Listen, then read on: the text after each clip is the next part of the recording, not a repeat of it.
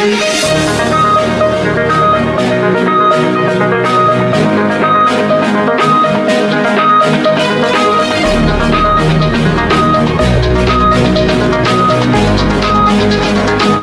News TV Bangla চ্যানেলে আমি আছি মোহনা চৌধুরী। প্রথম খবর শিরোনাম পড়ে বিস্তারিত দেখতে সঙ্গে থাকুন।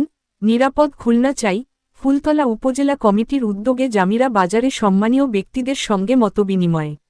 শেখ শহীদুল ইসলাম মিঠু। নিরাপদ খুলনা চাই, সামাজিক সাংগঠনিক কার্যক্রম সমৃদ্ধ এবং নিরাপদ খুলনা চাই এর মূল কার্যক্রম উপর বিশেষ আলোচনা। সরকারি, শায়েস্তা শাসিত, বেসরকারি অফিস, আদালত ও হসপিটাল, ক্লিনিক সহ সর্বপ্রকার দুর্নীতি, ঘুষ মুক্ত চাই এবং অনিয়ম তদারকিতে কর্তৃপক্ষ শক্তিশালী মনিটরিং সেল গঠনের দাবি। নিরাপদ খুলনা চাই একটি সামাজিক সংগঠন খুন, ধর্ষণ, মাদক, চাঁদাবাজি, অবৈধ দখলদারিত্ব ও সকল অন্যায়ের বিরুদ্ধে জন সচেতনতা বৃত্তিসহ সামাজিক প্রতিরোধ গড়ে তুলে জন সচেতনা সৃষ্টি করে, প্রশাসনকে সহযোগিতা করে, দুর্বৃত্তদের আইনের আওতায় এনে শাস্তি প্রদান করা, হাইওয়ে ও বাইপাস সড়কসহ নগরীর ব্যস্ততম এলাকাগুলোতে বেপরোয়া ড্রাম ট্রাক চলাচল নিয়ন্ত্রণ করা। বাইরে রেখে আমরা এতেজাতুল বেয়াজাল ইমাম বলি না, এতেজাতুল বেয়াজাল ইমাম। ইমাম যেভাবে কাতারে যায়, ইমাম যেভাবে রুকুতে যায়, সে যায় আমরা সেভাবেই যাই। অতএব মসজিদে যখন যাই রাজনীতি ফেলে এটাকেই সেভাবে পবিত্র করে গড়ে তুলবেন। রাজনীতি যার যার বাইরে আছে, রাজনীতি যার তার প্ল্যাটফর্ম আছে, কিন্তু এখানে যখন এই নিরাপদ খুলনা চাই এই সংগঠনে যখন আমরা মিলিত হব, তখন আমাদের ভিতরে রাজনীতি একটাই, সেটা হচ্ছে নিরাপদ খুলনা চাই। এখানে কোনো আওয়ামী লীগ, বিএনপি, জামাত, জাতীয় পার্টি বলে কোনো বাদ বিচার হবে না। সবাইকে নিয়ে এই সংগঠন করবে, সবাইকে নিয়ে সংগঠন করবে। কারণ এটা স্পষ্ট জানেন যে কাউকে বাদ রেখে, সমাজের কোনো সাথে বাদ রেখে কোনো উন্নয়ন করা সম্ভব না। আজকের যারা এই যে ফ্যামিলি কার্ড, এই যে কৃষক কার্ড, অবশ্যই বিএনপি দাবিদার, অবশ্যই বিএনপি পাবে। বিএনপির অসহায় কর্মীরা 17 বছর নির্যাতিত তারা আগে পাবে, কিন্তু ধারাবাহিকভাবে ইনশাল্লাহ এই বাংলাদেশের 16 কোটি মানুষ, 18 কোটি মানুষই যারা দুস্থ, যারা গরিব, তারা সবাই পাবে, তাই না? আমরা ভালো কাজ করে মানুষকে দেখাবো। মানে রাহিম, প্রিয় জামিরাবাসী, আপনারা সবাই ভালো আছেন? আলহামদুলিল্লাহ। যাক, তো বিষয়টা হচ্ছে অনেকদিন পর হলেও আপনাদের কাছে আমরা একটা দাওয়াত নিয়ে এসেছি, যেটা ইতিমধ্যে লর্ডন ভাই বলেছেন যে আচ্ছা আপনারা সবাই একটু চুপ করেন, আমি আপনারা জানেন যে 5ই আগস্ট ছাত্র জনতার গণ অভ্যুত্থানের মাধ্যম দিয়ে একটা সরকারের বিদায় হয়েছে। নতুনভাবে আমরা দেশ পরিচালনার জন্য আমরা নির্বাচনের মাধ্যমে একটা সরকার আমরা পেয়েছি, যেটা বিএনপি সরকার।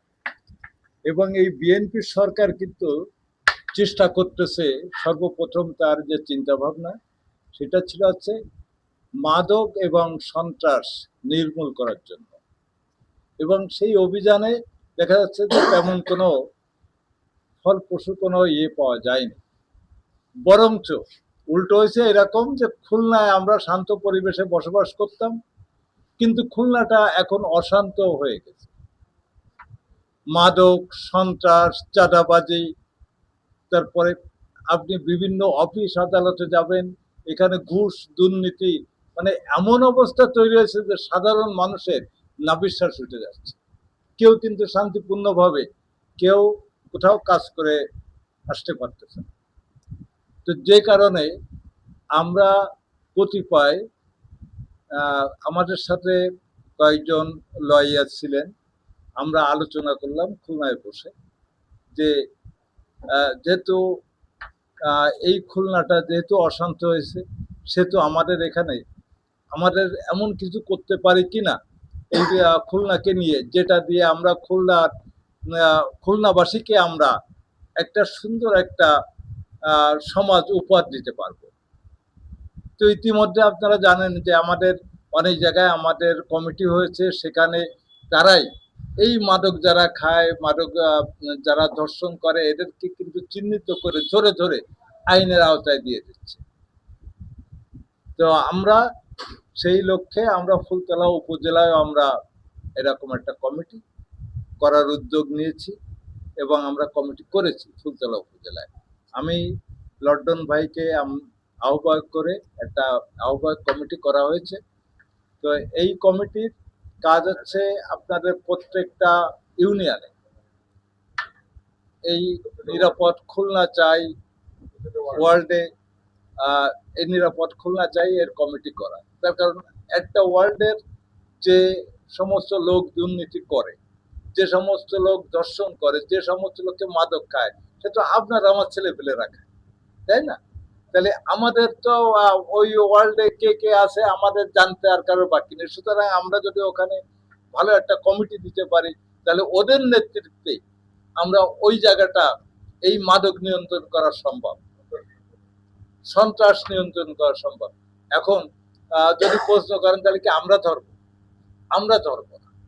আমরা এই তথ্যগুলো প্রশাসনের কাছে দেবো। প্রশাসনের সাথে আমাদের সর্বক্ষণিক যোগাযোগ আছে।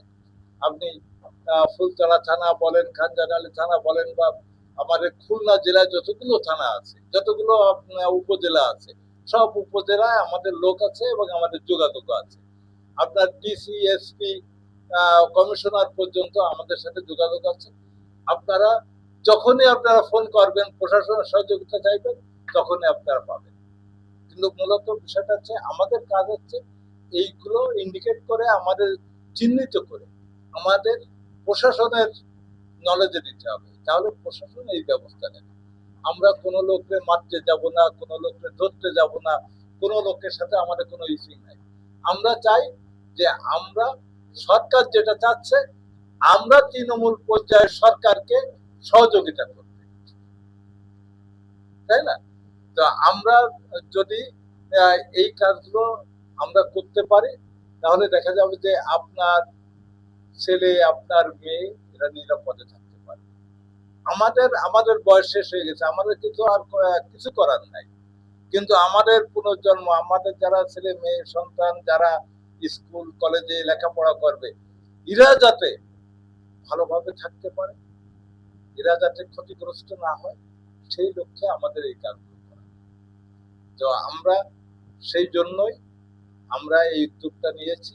আর এই উদ্যোগের ফল হিসেবে আপনাদের এখানে আসছি। এটা একটা সামাজিক সংগঠন এবং দেশের রাজনীতি যে যাই করুক